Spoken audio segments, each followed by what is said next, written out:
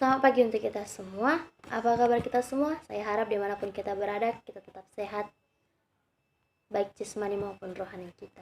Nah, di sini kita akan membahas tentang Kristus Victor dan kemenangan orang Kristen terhadap kuasa kegelapan. Nah, di pembahasan ini kita akan membahas tentang konsep Kristus Victor sebagai salah satu motif dalam karya penebusan Kristus yang berdampak. Namun dalam hal ini tidak hanya berdampak terhadap dosa dan maut, tetapi juga atas kuasa-kuasa kegelapan atau power of the darkness. Nah, untuk lebih jelas lagi, mari kita membahas tentang yang pertama, yaitu doktrin penebusan Kristus bermasalah. Nah, penebusan berasal dari bahasa Anglo-Saxon yang berarti a making at one, atau secara harfiah kata ini menunjuk pada sebuah proses membawa mereka yang bercerai-berai ke dalam satu kesatuan. Nah, secara teologi, kata penebusan menunjuk pada karya Kristus yang berhubungan dengan masalah yang mengakibatkan dosa manusia dan membawa orang yang berdosa masuk ke dalam hubungan yang benar dengan Allah. Penebusan di sini berhubungan erat dengan pemberian dirinya sebagai korban penebusan untuk memenuhi tuntutan ilahi terhadap dosa dan juga untuk merekonsiliasi hubungan manusia dengan Allah. Ada beberapa teori-teori yang lebih menjelaskannya lagi, yaitu adalah teori yang pertama, teori tebusan. Nah, di teori tebusan ini menjelaskan bahwa setan tertipu dalam transaksi ketika Yesus menjadi korban tebusan yang dibayar kepada setan sebagai pengganti dari jiwa manusia yang mati dalam dosa. Namun ada satu tokoh yang bernama Louis Berkhof. Dia tidak setuju akan hal ini karena menurutnya mengapa harus Allah yang membayar tebusan dosa kepada setan. Nah, di teori yang kedua ada teori pemuasan. Nah, di teori ini berlainan dengan teori yang pertama. Bila di teori yang pertama adalah Allah yang berhutang kepada setan, namun di teori ini yaitu menjelaskan bahwa manusia yang berhutang kepada Allah. Nah, di dalam teori ini Allah di sini dipahami sebagai seorang tuan yang kehormatannya telah dihina oleh manusia. Nah, namun manusia tidak mampu membayar kesalahannya sebab ketaatan dan perbuatan baik yang dilakukan oleh manusia tidak dapat memuaskan Allah. Nah, ketidakkemampuan ini menyebabkan Allah harus menjelma menjadi manusia, dan hal ini dilakukan bukan sebagai hutang, tetapi sebagai tindakan sukarela untuk kehormatan Allah sendiri. Nah, teori yang ketiga itu adalah teori pengaruh moral. Penebusan adalah kasih Kristus yang tersedia bagi semua orang. Dalam konteks ini, karya Kristus di kayu salib menunjukkan keadilan, yaitu bahwa kasihnya mampu membenarkan orang berdosa. Nah, selanjutnya kita membahas tentang Kristus Victor dan kemenangan atas kuasa kegelapan. Nah, di konsep Kristus Victor kita mengambil pemikiran dari Martin Luther. Pada dasarnya, pemikiran Martin Luther itu sama halnya dengan pemikiran reformasi pada umumnya, yaitu penebusan sebagai tuntutan hukum atau bisa dikenal dengan teori penghukuman, the penal theory. Nah, yang mana penebusan di sini dipahami sebagai karya Kristus yang menanggung hukuman ilahi karena dosa manusia. Namun dalam pemahaman yang lebih dalam terhadap ajaran penebusan, konsep penebusan Luther lebih dekat dalam pandangan klasik daripada pandangan Latinnya.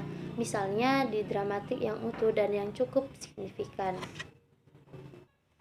Nah, menurut Luther, ia melihat kenyataan bahwa kemenangan Kristus bukan saja sebuah kemenangan yang mutlak atas kuasa dosa dan maut, tetapi juga atas kuasa-kuasa jahat termasuk kuasa iblis. Nah, di sini ada konsep penebusan yang bersifat atau bermotif kemenangan dapat dinyatakan dalam yang pertama itu ada penebusan sebagai pekerjaan Allah sendiri. Nah, dimanapun ketika kita berbicara tentang peperangan terhadap kuasa-kuasa kegelapan yang destruktif, sesungguhnya Allah adalah pihak yang sedang berperang melawan kuasa-kuasa itu. Nah, yang kedua ada penebusan sebagai kemenangan atas kuasa si jahat. Nah, dalam drama ini penebusan dipahami sebagai sebuah kemenangan atas musuh-musuh Allah seperti dosa, maut, dan kuasa-kuasa yang bersifat demonik yang diwakili oleh setan. Nah, yang ketiga itu ada penebusan sebagai rekonsiliasi. Nah, kemenangan dan rekonsiliasi tidak dapat dipisahkan. Kemenangan Kristus, kekalahan dari kuasa yang berlawanan. Nah, di sini Jalan kemenangan yang dilakukan oleh Yesus Kristus sebagai representasi manusia adalah melalui pertempuran yang dilakukan sampai mati. Artinya, kemenangan yang menentukan atas kuasa kegelapan yang sudah dirintis Yesus Kristus selama hidup dan pelayanannya di muka bumi bukan saja menjadi lewat manifestasi kuasa Allah dalam mengusir setan, tetapi manifestasi kemenangan atas menentukan atas kuasa setan, juga dosa dan maut adalah yang telah ia lakukan atas penebusannya di kayu salib.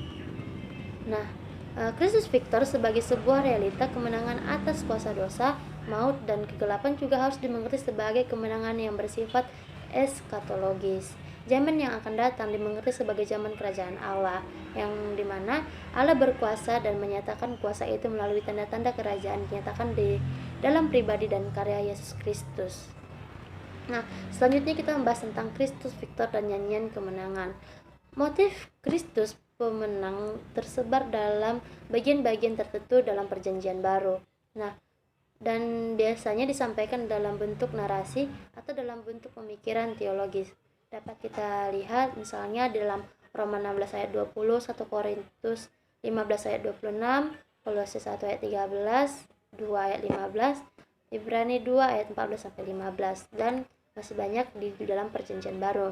Nah, karena genre ini sangat unik, maka perlu dipahami karakteristik yang penting ketika menginterpretasi teks-teks apokaliptik, termasuk yang bermotif Kristus Victor dalam jenis sastra tersebut. Nah, yang pertama itu adalah cangkupan dari apokalips bersifat kosmik.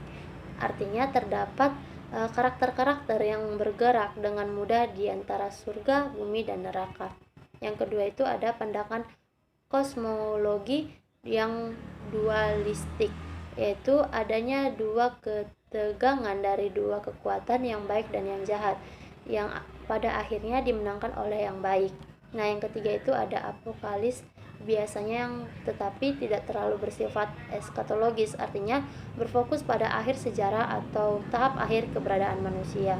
Yang keempat itu ada metode penyajian biasanya berbentuk penglihatan ektastik, mimpi, atau perjalanan supranatural yang dialami oleh penulis. Pada prinsipnya, nyanyian kemenangan berfokus pada beberapa pokok pemikiran teologis. Yang pertama itu setan dan kuasa kegelapan adalah musuh kerajaan Allah. Pada dasarnya, sejak awal setan dan kuasa kegelapan sudah mengambil posisi sebagai musuh Allah. Nah, yang kedua itu ada Kristus adalah pemenang dalam peperangan dengan setan dan kuasa kegelapan. Yang ketiga itu ada Kristus membagi kemenangan itu bersama dengan orang-orang percaya. Karena setan sudah dikalahkan dan Kristus sudah menang, maka orang-orang percaya juga mendapat bagian dan kemenangan itu. Nah, selanjutnya ada Kristus Victor dalam kehidupan dan pelayanan orang Kristen. Nah, kemenangan di sini bersifat mutlak, artinya adalah bahwa kemenangan ini bersifat total atau menyeluruh dan dilakukan tanpa perlawanan yang berarti dari pihak musuh. Tidak ada yang sebanding dengan Allah. Setan dan kuasa kegelapan sesungguhnya adalah musuh yang jauh lebih lemah, seperti yang sering dibayangkan di dalam ketegangan dan pergumulan.